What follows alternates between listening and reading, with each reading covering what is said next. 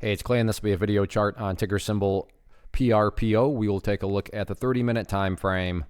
Real quick, what do I mean by 30-minute in case maybe you're new to charts? Instead of each one of these candlesticks here representing 1 day's worth of price action, which is what you would normally see, each one represents 30 minutes. So while this here may look like several days worth of time, it's actually today's price action broken down into 30-minute time slices.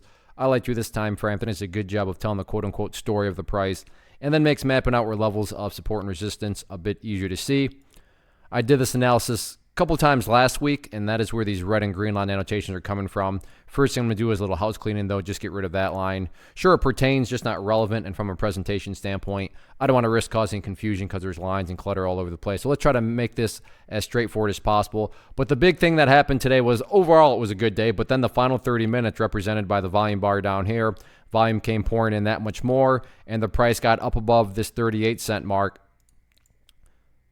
And that's what brings about the first update, and that update is just based on a foundational rule in charting which states when levels of resistance are broken and closed above, you want to see them act as support. So right here, 37, 38, whatever you want to call it, is definitely going to be that ideal level of support going forward, meaning, hey, Clay, what would make this chart look the absolute strongest? If the price can hold above 37, 38, that would be a huge sign of power. With that being said, if the price does not hold above it, that doesn't mean the entire chart's destroyed or ruined or anything like that. So yeah, ideally speaking, staying above, let's just call it 37, that would be great.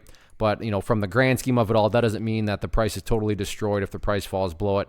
Taking a step back and looking at things from the bigger picture point of view, that is where the purple line there comes into play, the famous 50-period simple moving average. Keyword being moving. So as the week plays out, that line is going to move itself higher and higher. So a very basic yet highly effective way to judge the health of the move.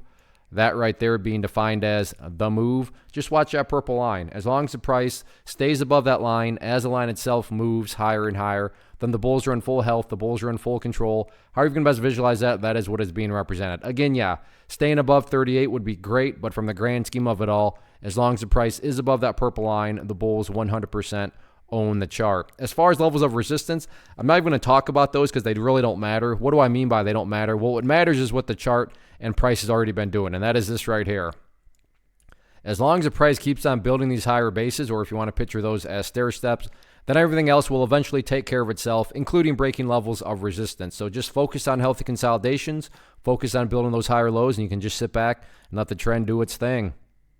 One of the biggest questions that I get is, hey Clay, how do you find the stocks that you trade? So what I've done is put together a free resource guide where I talk about the tools that I use to locate stocks that I find interesting and think may have potential. So if that sounds like something that could add value to you as a trader, then click on the image that is up on the screen right now and I will email you the guide. The guide itself is very short and to the point, and best part, it's completely free. Thanks for watching the video. Let me know if you have any questions.